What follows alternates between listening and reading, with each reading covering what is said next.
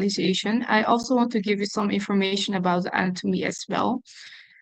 So the contents will be the respiratory system, inhaled foreign body, digestive system, swallowed and inserted foreign body, and also the skin, subcutaneous foreign body. Does someone knows what foreign body means?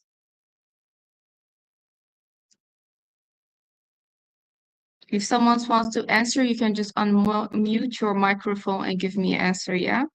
I want to some interaction with the students during my classes. What's foreign body? Does someone knows what the foreign body means? It is Okay, I will an just yes. wanted Yeah. it's unwanted thing that's appear in the image, like belt or coin or something else. Okay, yeah, thank you very much. I'm going to tell you something more about it later on. So when we look at the respiratory system, we have some body parts together. We call this the respiratory system. For example, we start with the nose and mouth, and then we have the nasal cavity, pharynx, larynx, and then we have the trachea, the bronchus, and then we have the bronchioles, lungs, and the alveoli. Yeah. So when we look at the image, we see here the respiratory system. What's important to know is there's difference between the left and right lobe. What we see is the left side only has two lobes, and then on the right side we have three lobes. So very important to know the difference because bilateral there's a difference between left and right. Can someone explain what bilateral means? We have the coronal view, we have the sagittal, we have the transfer, but we also have a bilateral. Can someone answer my question? What does bilateral mean? I think it's mean beside. Both sides, yeah? So we have to compare both sides with each other. We call this bilateral, yeah? So if there are questions during the session, you may just ask the questions, yeah? And then what we see as well, we see here opening, we call this a cardiac notch. This is where, yeah? You have a question, Sorry, Kashmir? Miss Nesba, and see that. Okay, it's okay. So what we see is here we have an opening. We call this the cardiac notch. There is the location of the heart, yeah? And then we have as well the oblique fissure. When we look further to the trachea, what we see is we see the trachea here, the common, and then we see it gets separated in two ways. How do we call this part? When some of the common gets separated in two airways, we have a medical term for this. Can someone tell me how we call this? It also happens with abdominal aorta. We have a common blood vessels, and then we get two ways. When we get the two ways, how do we call this location? Can someone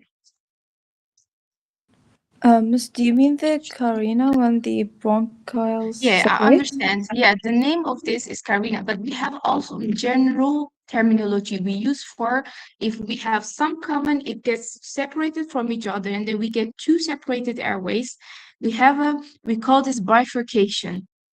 Yeah, I'm going to write it down in the chat so you can also just know how we spell it. Yeah, bifurcation. Bifurcation is a general terminology we use to say in medical language that we have a common and then if we get a separation. For lungs, it has a name, of course, we call it carina, but it's the anatomy name. But terminology, it means we have a common and then we get two separated ways.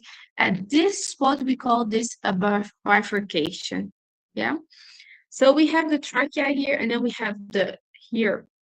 And then when we go to the smaller parts, what we see is the section of the bronchial tree, and then with segmental bronchus, and then we have the subsegmental bronchus, and then we have the most smaller part we call the alveoli. Each part of this respiratory system has its own function, of course. And then the functions are here. I described the functions. What we have the nasal cavities for air filtration and warming the air and sense of smell. The pharynx is passage for air and food, like we see here. Yeah. So when we eat something, the pharynx will be closed because otherwise the food will go to the trachea. That's not what we want to. Yeah. So we have two different kinds of systems. We have one for the inspiration and one for the swallowing. Yeah. And then we have the larynx. Larynx is voice production and air passage, responsible for speaking, breathing, and protecting the airway. And then we have the left and right. So we have the trachea, and then we have the bifurcation, and then we are at the carina, past the carina, and then we have the left and right bronchus. What we have, the right bronchus is wider and also shorter. That's why when we have a foreign body, most of the time the foreign body localization is in the right bronchus. Yeah. And then we have the left and right upper lung, the superior part. We have for the right side, we have the superior, middle, and also inferior. For the left side, we only have the superior and the inferior part. Like I told you, 2 lobes, 3 lobes. And then we have the left and right upper lung is for gas exchanges and help distribute air efficiently. And also we have the horizontal fissure. The fissure is separates the lungs, the lobe lungs from each other.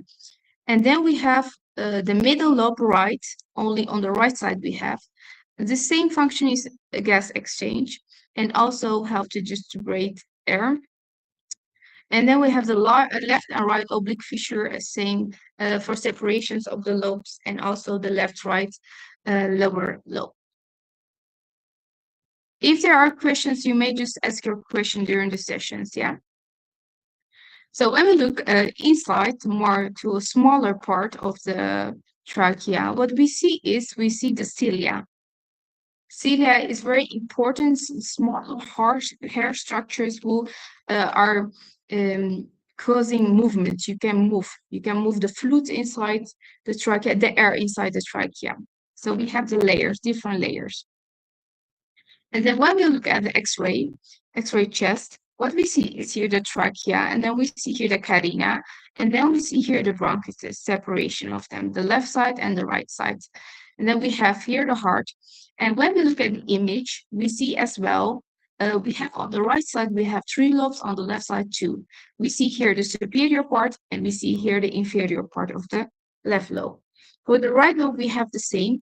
We have here the upper part, the superior part, the middle part, and then we see here on the inferior part. And as we can see, there's a difference between the right and left bronchus. The right one is more wider. That is why the location, most of the location of the foreign body will go to the right side. And then we have a CT here. What we see is a CT with contrast media. Arterial phase, we see here in the arteries, there's contrast inside the arteries. What we see is here we see the trachea here, and then we see the trachea as well. And then we see here the carina, and then we see here the bifurcation. One goes to the left side and the other one goes to the right side. You see there's a difference between the lumen. This one is small and this one is wider. Yeah. And then when we look at the CT, we have here the right one. What's the difference between a left and right image? Can someone explain what did I change from this image to get this image?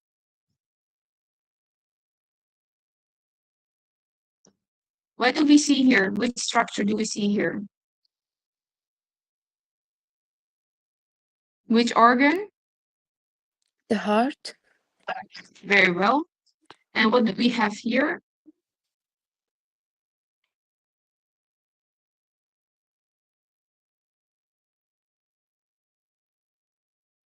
What do we see here? This circle structure.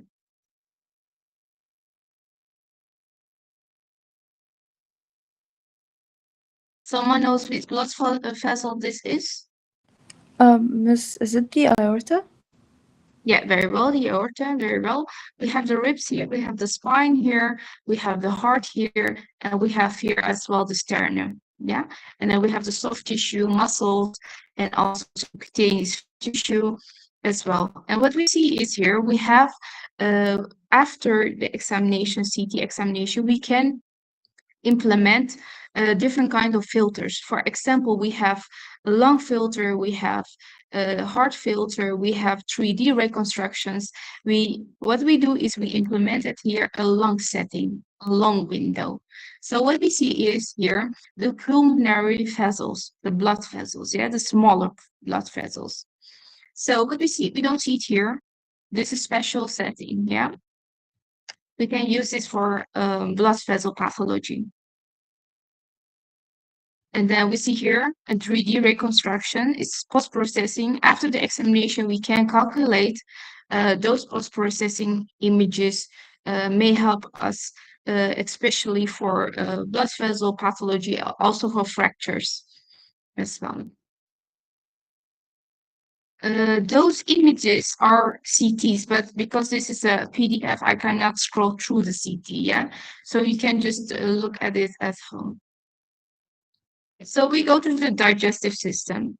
When we have the salivary glands, the parotid is before your ears. The preocular means it's before your ears. We call this parotid gland. The submandibular gland is in this area, and the parotid is here. And then we have as well the sublingual gland as well. Do you know what they do? What the function is of the salivary glands? They produce saliva to help with the digestion process. Yes, very well. So, and then we have the esophagus, and then we have the stomach, and then duodenum, and then we go to the liver side, gallbladder. Someone knows what CBD means?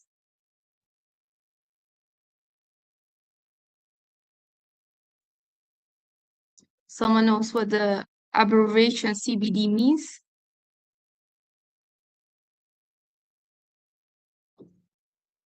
It means combined bile duct. I will just also write it down in the chat function. And then after that is we have pancreas, colon, small intestines, rectum, and the anus. What we see is here the gallbladder. This is for 1 minute. Okay. What we see is here the body. We also call this the front. And then we have here the neck. Then we have the cystic duct. And then, like I told you before, the CBD is the common bile duct we see here. And then we see as well here the pancreatic duct. It's very important to know the ducts. And then as well the function of the different kind of body parts, like I think user says, the salivary glands will produce saliva as well, and the esophagus transportation of food from the throat to the stomach using muscular movements preventing reflux. Can someone explain what reflux means?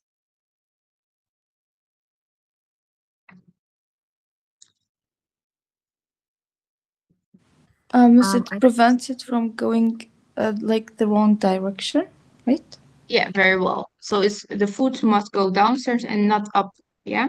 So what we have is here, we have, for example, food inside the esophagus. What we see is here, there's movement in the esophagus. We call this peristaltic, yeah, movement. So when the food is entering here, we have here, we have the contraction. It contracts, and then the food goes down. Then we have a relaxation. We call this peristaltic of the esophagus. It's the same with the colon. They are moving, yeah. They have their own movements. And then we have the duodenum, the stomach. Stomach is for stores, mixes, and chemical digest food, especially proteins from passing into the small intestines. And then we have the liver as well, the gallbladder producing gall to digest fast food, for example, coffee as well, or something fat foods. And then we have the pancreas for insulin hormones, and we have the colon as well. Small intestines also completes digestion and absorb most nutrition into the body. And then we have the rectum, the anus as well. So what we see is here X-ray combination of the chest and also the pelvic at the same time, abdomen, chest, pelvic at the same time. Why do we perform this as X-ray? Can someone explain why we have a very large field of view?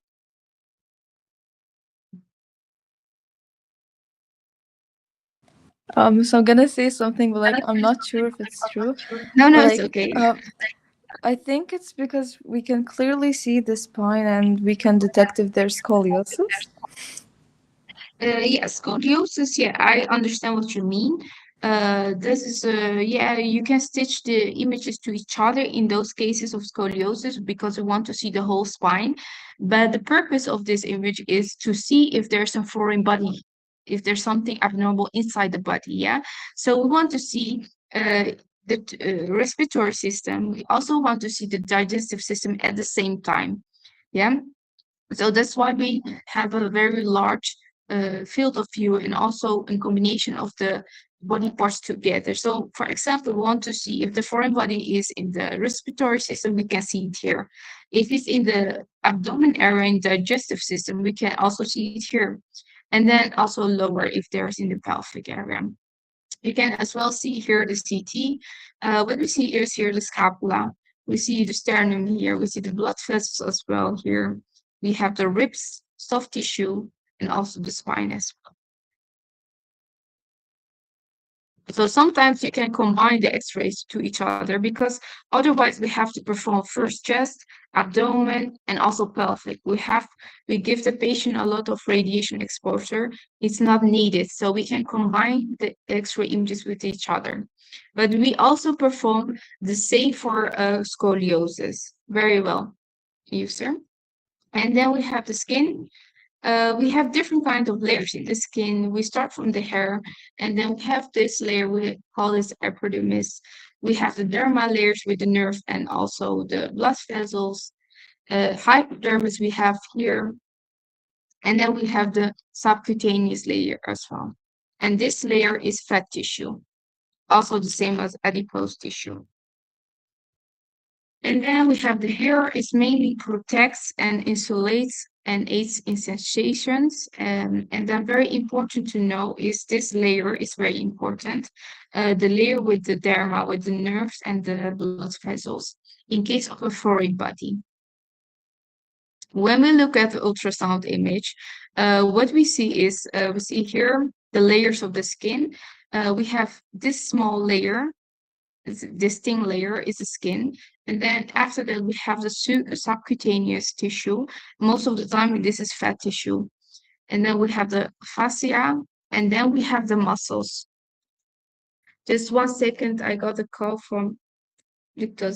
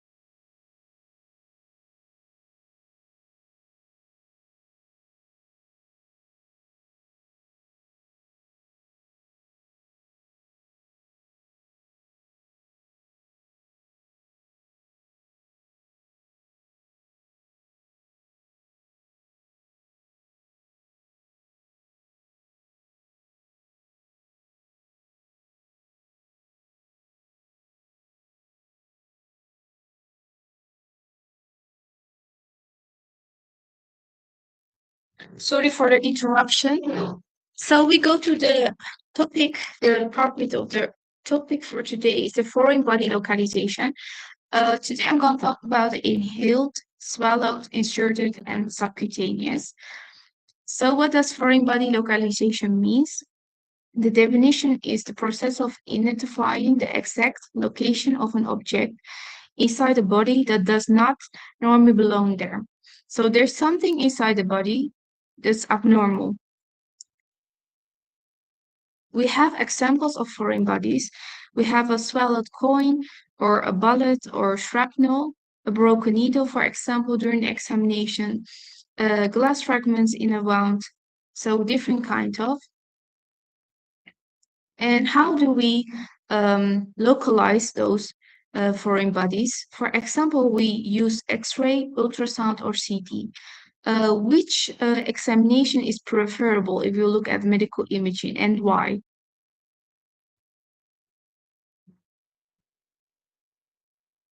Can someone explain which modality we use and why in first case? CT scan? CT scan. Why do you say CT scan? Can you explain? If there was a trauma or something like dangerous, the CT will be the first case to use it. Yeah, I understand. So you mean, yes, of course, I understand you very well. But, for Yeah. example, CT scan is for urgent emergency cases, yeah? For Yes. example, we have a trauma, a car accident, then we perform the CT scan. For example, for CT cervical and also for CT brain for bleeding for major pathologies. But in case of foreign body, can someone else give me an answer? Which I think it's examination do you X-ray. Do we use prefer? X-rays? Okay, Because yeah.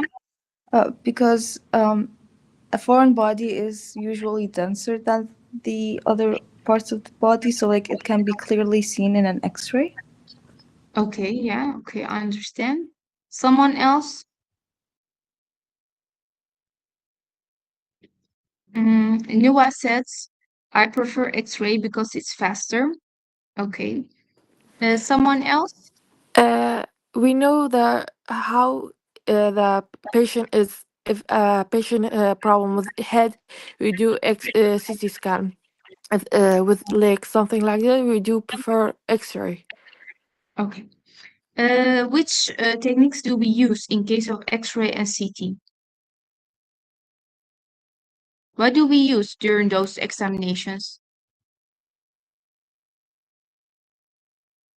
Is it ultrasound? Is it a sound wave?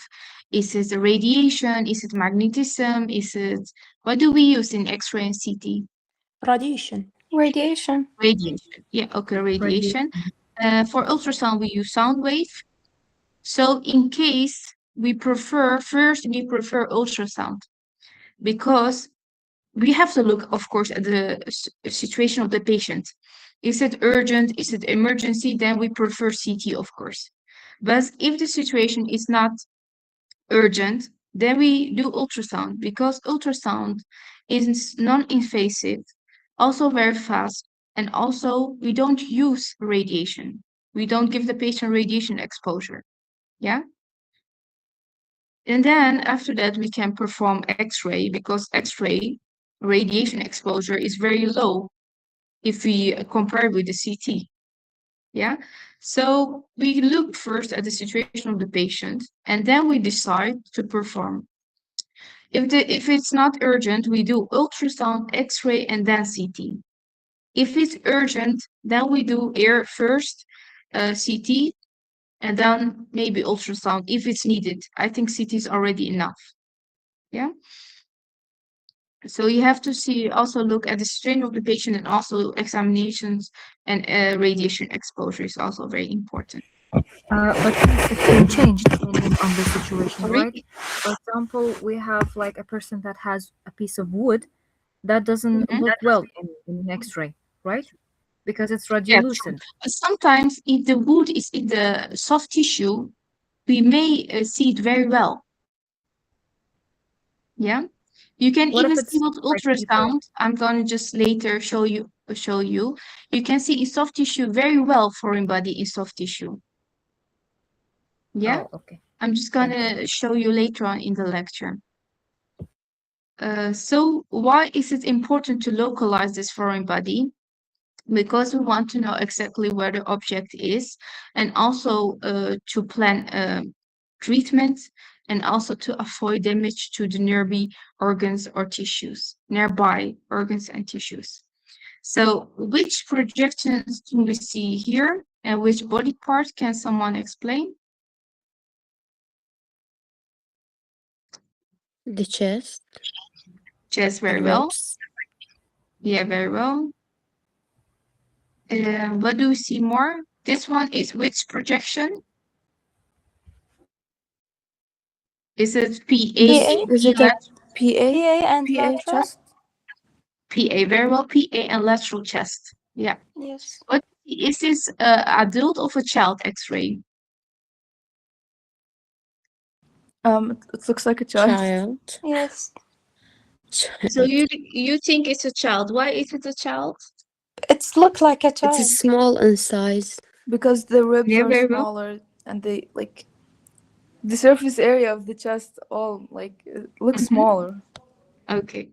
Are we happy with the collimation?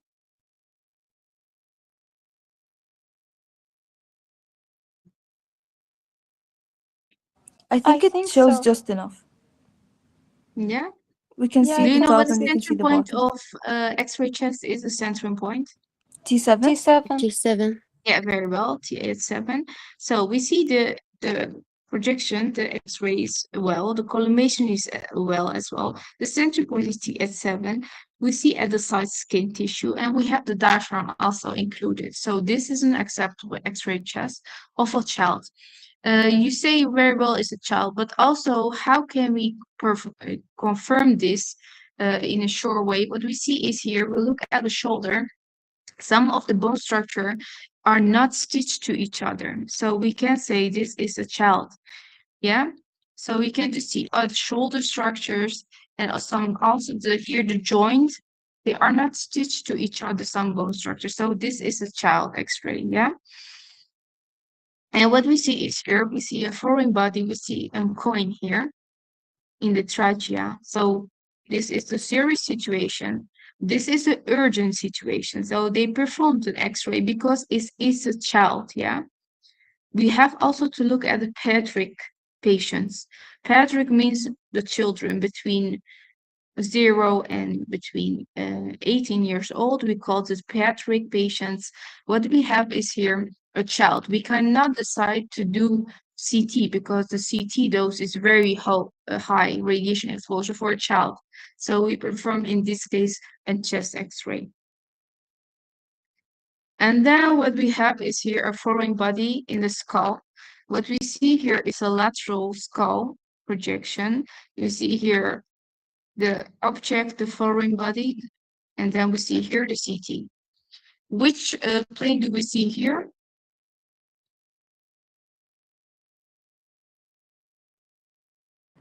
The brain. Is it, sorry? Is it the the brain? coronal? Yeah, it is the brain.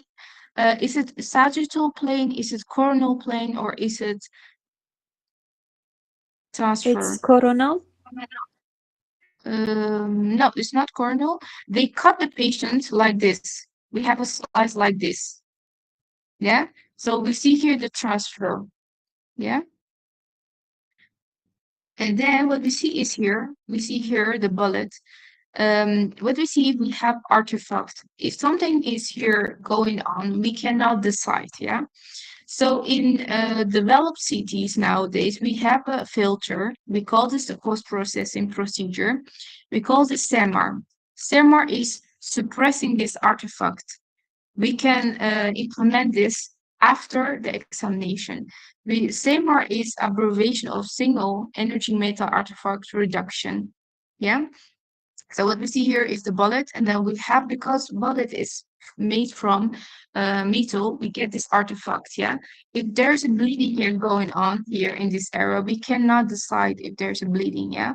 So what we do is we implement this filter. So we suppress this artifact, and then we can decide if there's something wrong surround the bullet, yeah? Did you understand this? Yes. Okay, very well. So what we have is here, which projection do we see here? This is for the leg, feet. Yeah, it's the ankle, lateral Yeah. view. Lateral. Yeah, how does the radiation go through the ankle? Is it AP projection, PA? Is it going, how does the radiation enter the leg? The radiation goes from the medial side to the lateral side, yeah? So this projection is made from medial lateral. Yes? And then what we see is here the joint, the ankle joint. We see the tibia and the fibula. We see the calcaneus. And we see here the insertion. We see here the tendon. The tendon is getting inserted at the bone structure. What we see is multiple white spots. What do you think those spots are? Is this normal or is this a foreign body? It's a I foreign think it's body. a foreign body. Yeah, foreign body. Those are the parts of shrapnel. Yeah. And then we see Yes. here as well soft tissue. And then we go further. What we see again, we see here soft tissue, bone cortex, and then we see here as well foreign body, small part of metal part in the foreign body. See here glass as well, multiple glass parts, and then bone structures, and then we see the soft tissue. So we go to the inhaled foreign body. Inhaled means it refers to the process of identifying the exact location of an object that has been inhaled into the respiratory tract, the airway. What does it mean? An inhaled foreign body is something that is exactly accidentally, but sometimes foreign body has two causes. Sometimes it's accidentally, but sometimes also on purpose. Yeah, because I had before during I have experience with patients. Some patients are not mentally okay. They have mental issues. I had, for example, a young girl. She was doing the dishes, and she said she came with a story of the glass breakdown, and they felt inside my mouth. So that's not normal. Yeah. So sometimes it's on exact accident, and sometimes it's on purpose as well. And then what we have is, for example, food particles, small toys, teeth or dental materials, um, vomit or liquids.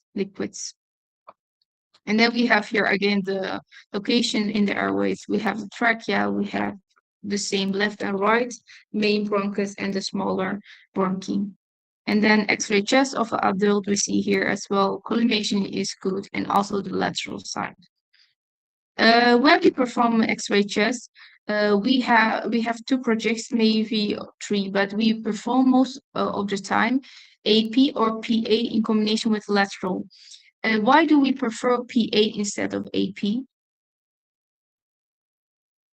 Because of the magnification of the heart. Yeah, very well. Yeah. So we want the heart must be directly against to the director. Yeah, detector. Do you know what magnification means? Yeah. Can you explain what it means? The heart is in the. It's like it's larger than Yeah, its true. size. So it's getting manipulated. Because we have also cardiomegaly. Cardiomegaly, it means the heart is enlarged. So maybe you manipulate your image, your X-ray image, and you create a cardiomegaly. Yeah. So you have to be very careful that you don't manipulate your X-ray. So PA is preferable. So clinical signs of an inhaled foreign body are choking, wheezing, shortness of breath, breathe, reduced breath sound on one side. How do we localize them? Chest X-ray, fluoroscopy, a CT, or bronchoscopy. Just 1 minute for.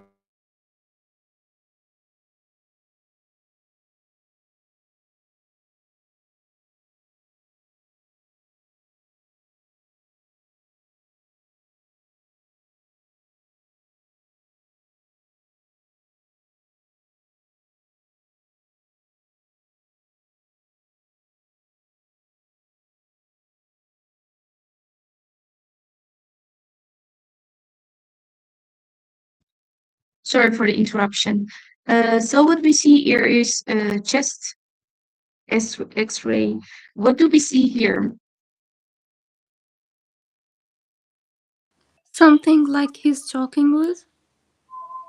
Sorry? Something like he's talking with? No, something else.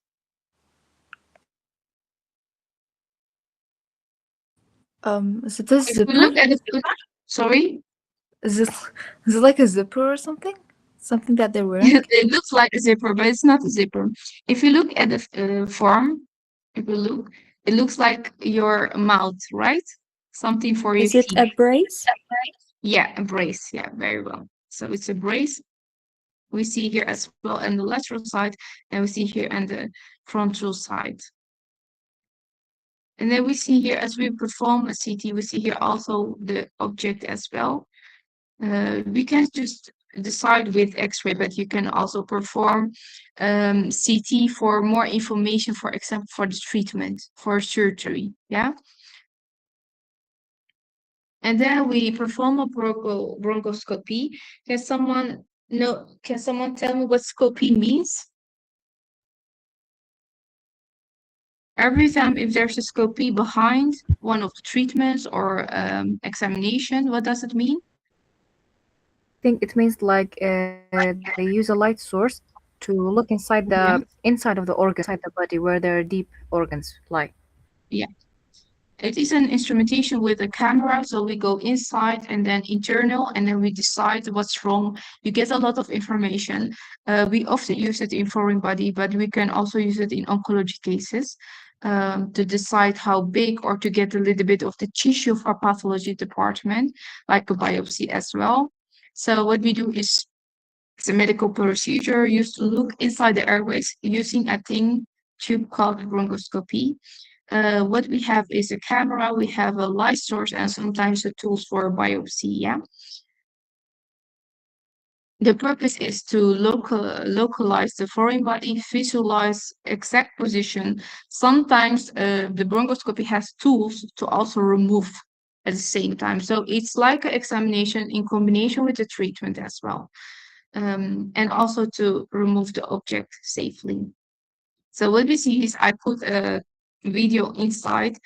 There's a foreign body, they're gonna remove it with the bronchoscopy. You can just look at this later on and also hear the link to use. We can also perform sometimes the Heimlich maneuver. Did you ever heard about this, or did you have this during the Red Crescent classes? Yes. Okay, very well. And then we have the swallowed foreign body. It refers to an object that has been ingested and entered the gastrointestinal GI tract instead of the airway. The common examples are coins, batteries, bones, like for example, fish, chicken, toys, or small objects as well. We have the digestive system again here as anatomy. And also here we have a phantom. And then the common locations are in the esophagus, upper esophageal sphincter, mid-esophagus near the aortic arch. Someone knows what the aortic arch is?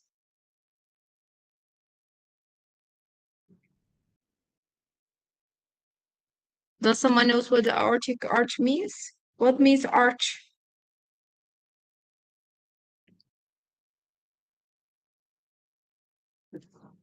There is like, for example, when we look the Like aorta. curved structure. Okay, yeah, very well. And then what we see is lower esophageal sphincter and also stomach or intestines.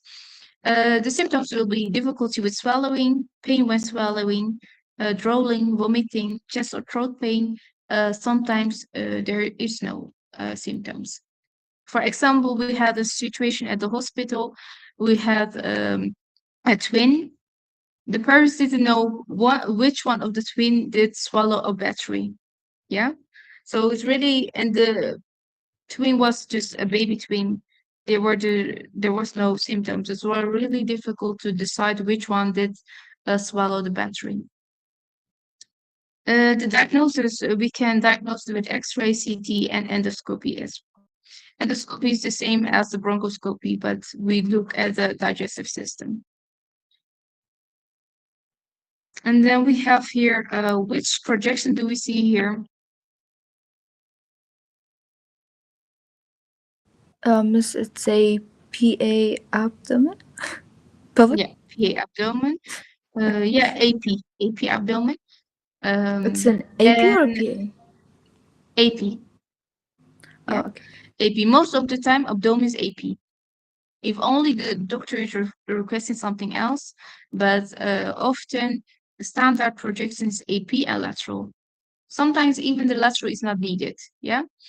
But in case of foreign body, lateral may be useful to give you more information of the localization of the location of the foreign body. Yeah. So what we see is here AP abdomen. Is this an abdomen acceptable?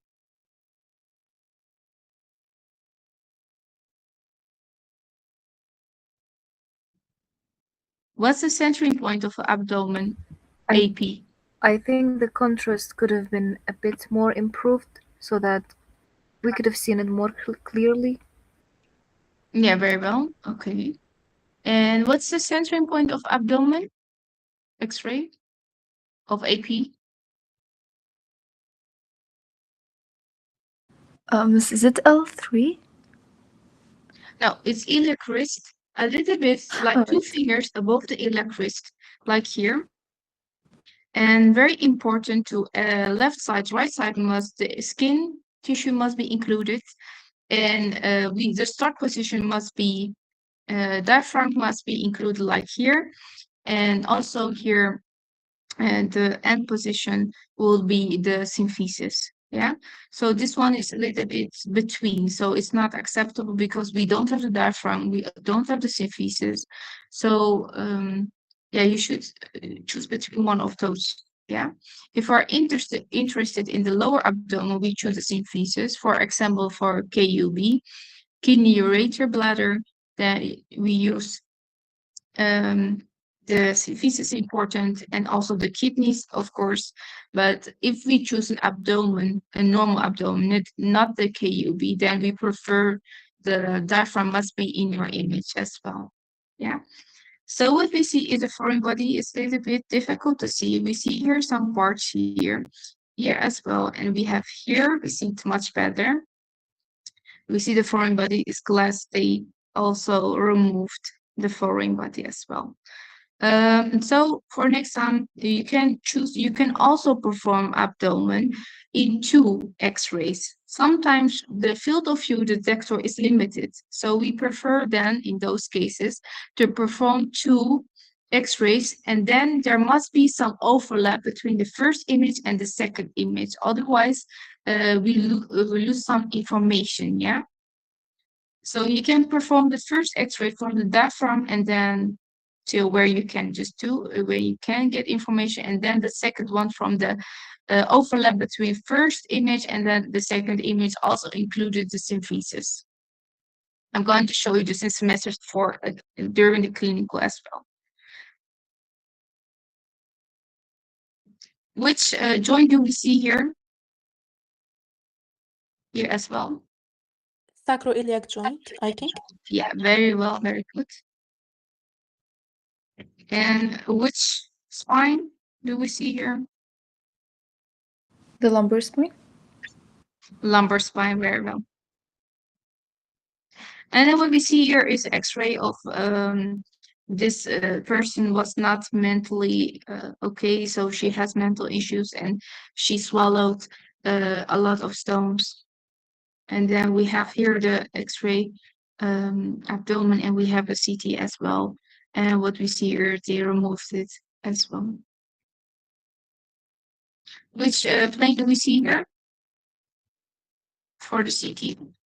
This one's AP and this one is? Is it transfer? Is it sagittal or coronal?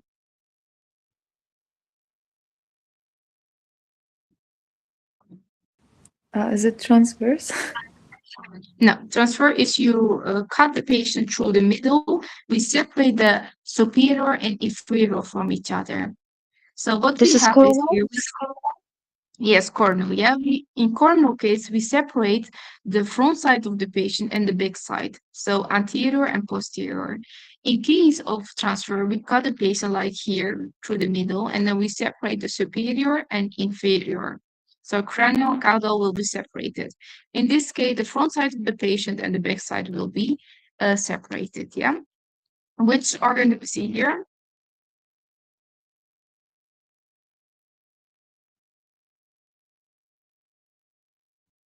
Is it the urethra?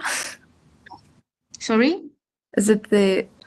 I'm scared it's wrong. Like, is it the urethra? This is It's not bladder. the. It is, Bladder, yeah. I'm sorry. We see here the symphysis, we see here the ileum, we see here the in small intestines, the colon, we see here liver, we see the heart here, the lungs here, the ribs here, and also the skin and soft tissue, and the bone structure here, symphysis, and the bladder here. Yeah. And then we have the foreign body here as well. We see here in the sagittal view, and then we have the transfer view at the same. This one is also CT, but this one is a bone filter. Like I told you before, post-processing, we can use different kind of windows to make diagnosis easier. For example, for a lung window, we have also bone window for bone pathology. So we see here the soft tissue, this is a normal setting, and this setting is a bone setting. Yeah, we can see the bone structures very well, and also the foreign body. So we can use different kind of windows post-processing to diagnose pathology. It makes our job some easier. And then we have the endoscopy.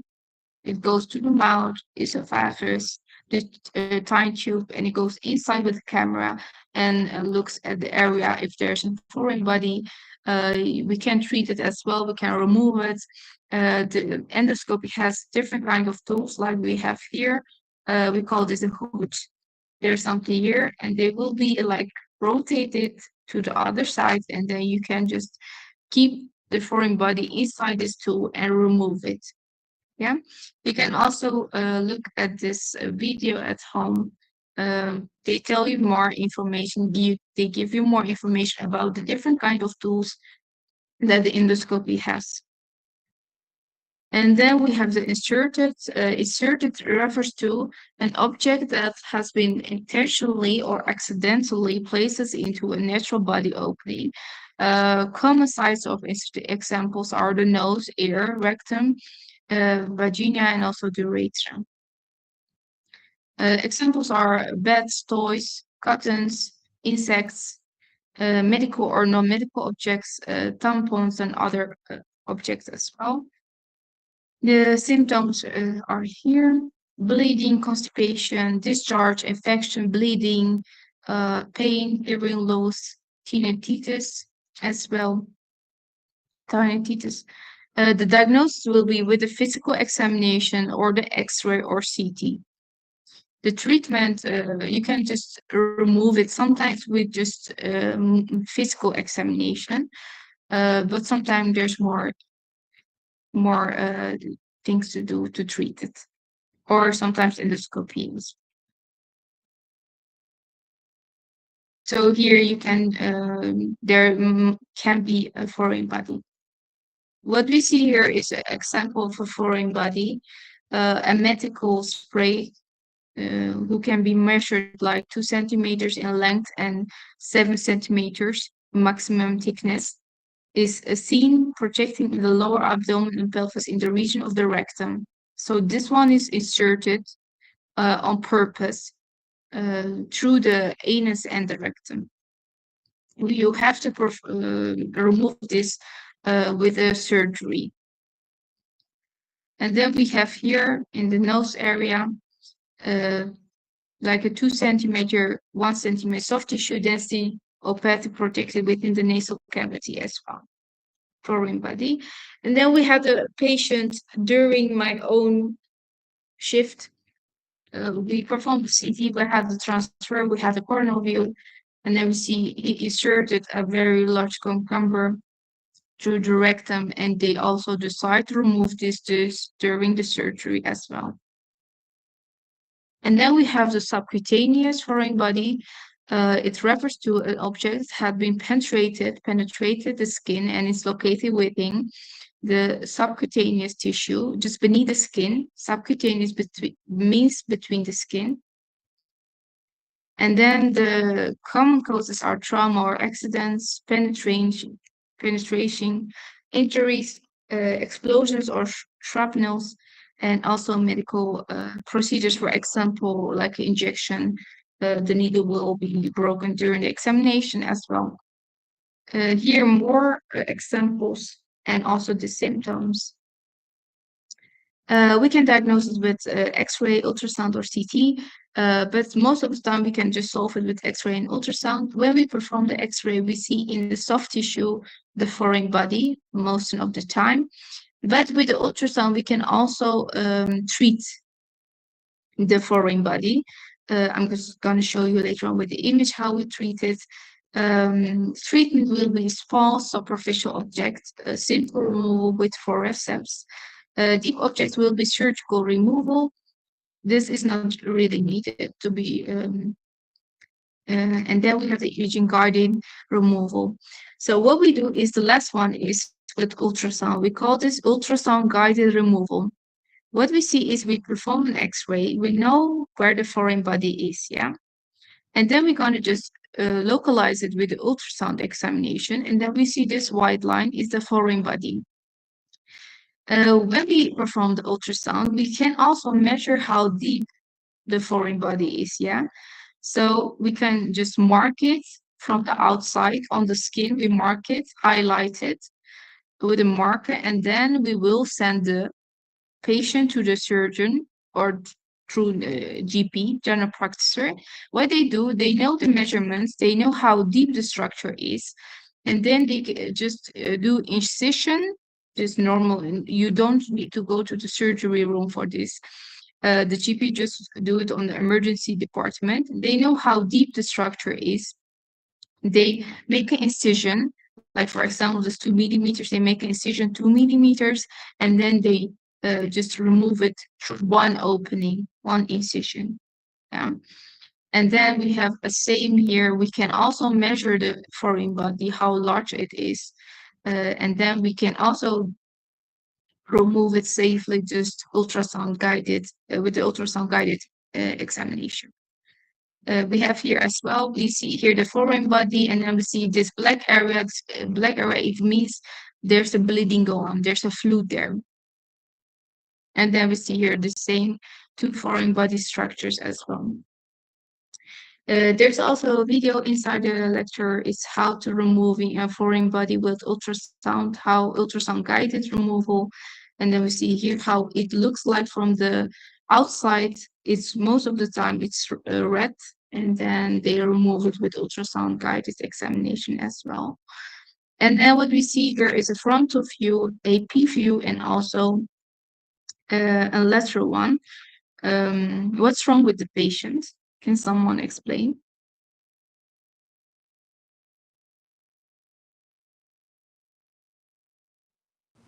The patient the patient has a heel through their eye. To the eye, yeah. Yes. So what we see is maybe there was some problems between two persons, and then we see there's a shoe inside. It goes through the eye of the patient. And one last question for you: if we perform a PA, if we perform a skull X-ray, what do we prefer, AP or PA?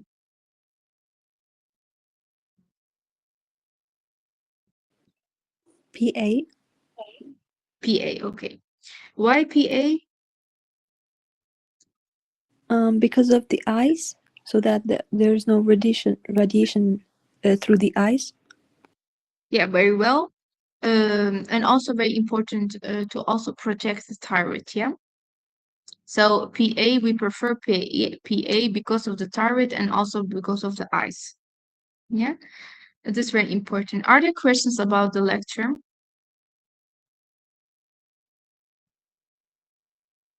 No, thank you. Okay. For the student who don't have questions, you may leave the session. For the others, if you have questions, you can stay and ask your questions. On the air learning, I also put my email address. So if you have questions, you can email me, or you can just send your question to user, and user can just ask me, and I will answer you as soon as possible. Yeah. So that's for now for this session, and I will see you next week. So if you don't have questions, you may leave the session.